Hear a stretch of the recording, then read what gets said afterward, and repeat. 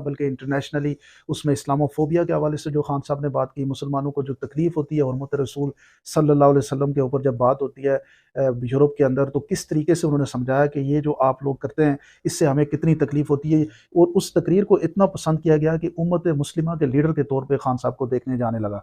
और उसी तकरीर के अंदर उन्होंने मोदी और आरएसएस के प्लान को बताया कि मोदी किस तरीके से हिटलर के साथ उसको रिलेट करके, ताकि वेस्ट को ये समझ आए कि मोदी की जो प्लानिंग है या सोच है या फ़िक्र है, वो बेसिकली क्या है और वो किस तरह का माइंडसेट वाला आदमी है और किस तरीके से वो पूरे कश्मीरियों की नस्ल खुशी कर रहा है। कश्मीर के अंदर वो पूरी एक जिसे कहते हैं पूरे कश्मीर के लिए भी और कश्मीर काज़ में और इस मसले के हवाले से सबसे बेहतरीन रिप्रेजेंटेशन अगर किसी पाकिस्तानी लीडरशिप की तरफ से थी तो वो इमरान खान साहब की थी। कश्मीर काज़ को हर जगह पे उजागर किया, इंटरनेशनली हर जगह पे जाके कश्मीर के हवाले से जो आपको पता है पाकिस्तान की फॉरेन पॉलिसी का सबसे मेन नुकता है, उसको सबसे बेहतरीन अंदाज से पूरी दुनिया में जाके खान साहब ने रिप्रेजेंट किया और कश्मीरियों के दिल जीते, ना सिर्फ यहाँ पे बल्कि मकबूजा कश्मीर के अंदर।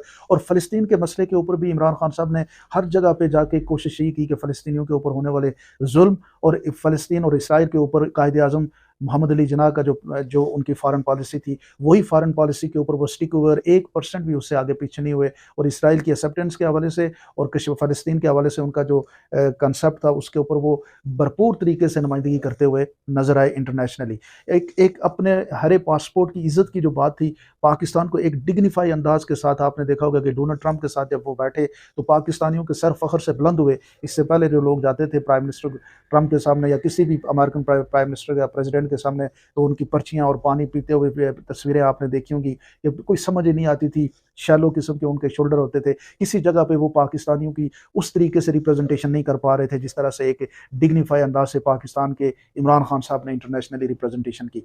उसके अलावा पाकिस्तान के अंदर भी अगर हम देखें तो खान साहब का बेसिक प्लान ये था कि हमने पॉवर्टी एलिवेशन करनी है और उस पॉवर्टी एलिवेशन के लिए जो फोकस था वो पाकिस्तान के वो लोग थे जिनको आपने देखा होगा कि इमरान खान की गुफ्तगू में हमेशा ये होता था कि चाइना ने किस तरीके से 70 करोड़ लोगों को गुर्बत से निकाला, वही प्लान इस्तेमाल करते हुए पाकिस्तान के जो गरीब और डिप्राइव्ड और नेग्लेक्टेड लोग थे, उनके हवाले से प्लान की। हमारी जो वो ख़वातीन जिनका कोई कफ़ालत का बंदोबस्त नहीं होता था, उनके लिए कफ़ालत प्रोग्राम शुरू किया।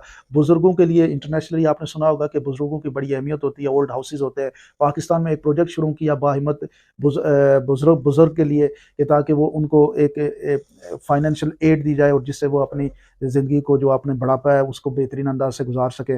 पाकिस्तान के अंदर इमरान खान साहब ने जो स्टूडेंट्स थे उनको एंटरप्रेन्योरशिप के लिए 7 मिलियन, 5 मिलियन और 20 मिलियन के जो 2 मिलियन, 5 मिलियन और 7 मिलियन के जो लोन्स थे, सॉफ्ट लोन वो उनको दिए।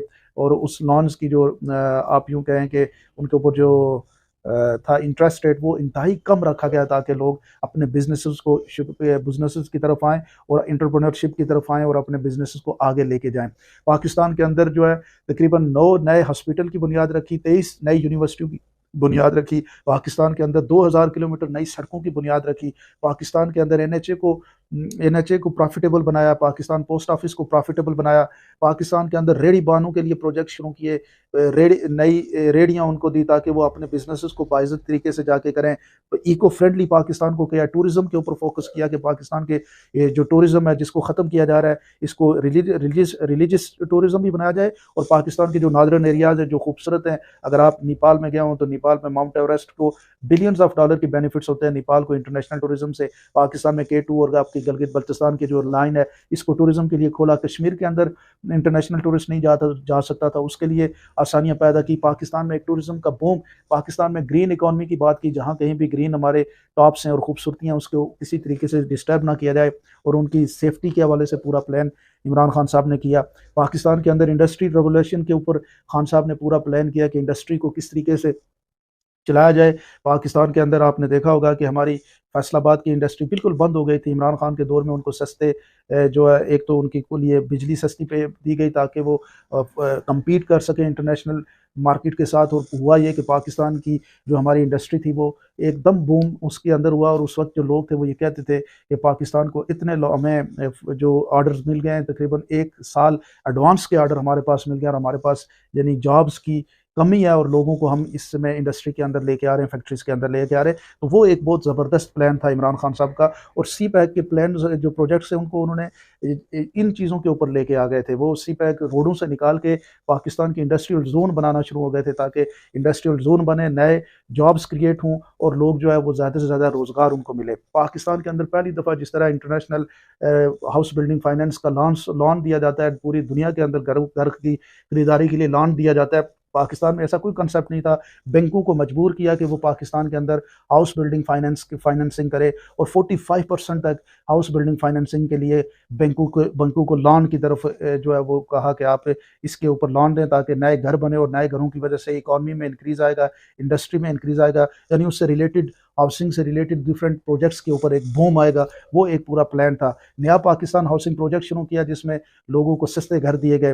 पाकिस्तान के अंदर एक एक जिसे आप यूँ कह सकते हैं कि एक ज़बरदस्त तरीके से मोटिवेशन से खान साहब ने कोशिश की कि पाकिस्तान को हर चीज़ के अंदर आगे बढ़ाया जाए। पाकिस्तान के अंदर नए हाइड्रो पावर प्रोजेक्ट शुरू किए गए, जिसमें एक आज़ाद पतन का हाइड्रो पावर प्रोजेक्ट है, क्वाला प्रोजेक्ट है, और इधर केपीके के अंदर एक प्रोजेक्ट शुरू किया हाइड्रो के ऊपर, ताकि नई सस्ती बिजली पैदा की जा सके। पाकिस्तान के बड़े डैमों के 30 छोटे डैम और 3-4 बड़े डैमों के ऊपर काम किया गया।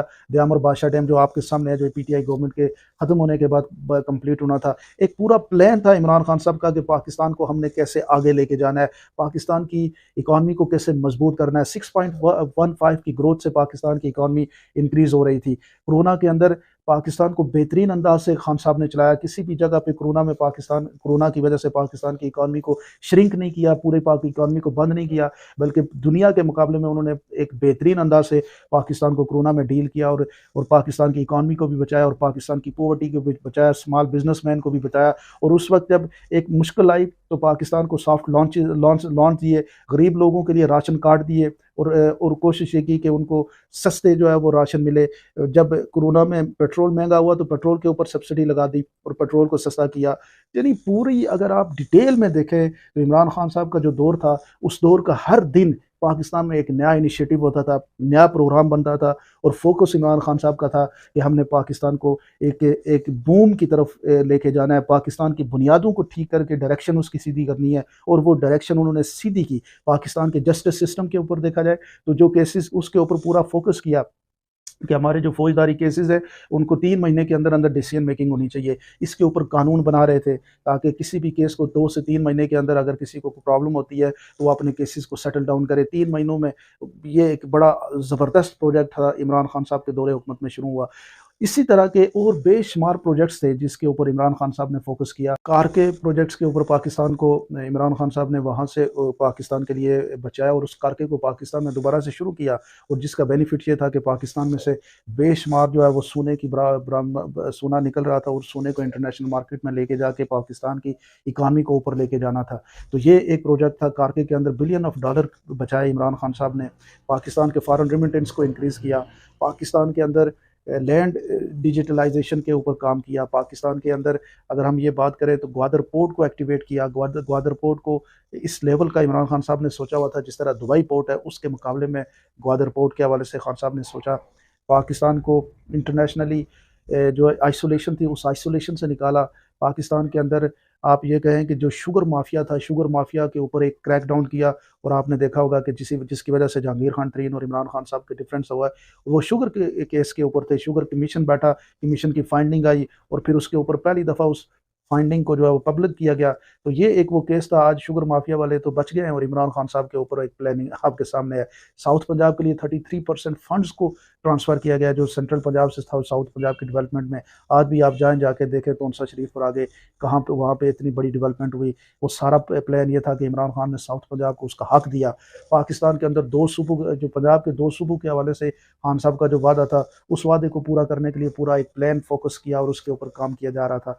खान साहब का दौरे हुकूमत जो था उसमें पाकिस्तान के अंदर हर तरह से जो है हर दिन जो था वो पाकिस्तान की बेहतरी के लिए था, पाकिस्तान के मुस्तकबिल की बेहतरी के लिए था। पाकिस्तान के अंदर एक एक चीज़ उनकी ये थी कि हम इस मुल्क को आगे कैसे बढ़ाना है। अगर कोई चीज़ मुझसे रह गई हो तो आप उसको कमेंट सेक्शन में मुझे ज़रूर बताइएगा। बहुत बहुत शुक्रिया।